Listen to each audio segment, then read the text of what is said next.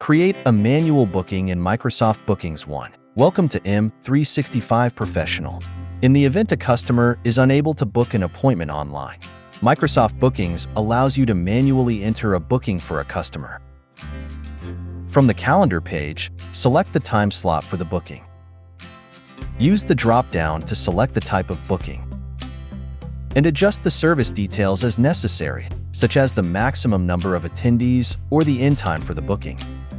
Select Add Customer. Enter the customer's name, email, and phone number. Choose Add Customer, then back to main form. Review the options and change them as needed. Choose one or more staff members for the booking.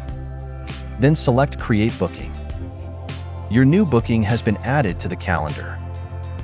Thanks for watching. Don't forget to subscribe. M365 Professional. Check out more content here.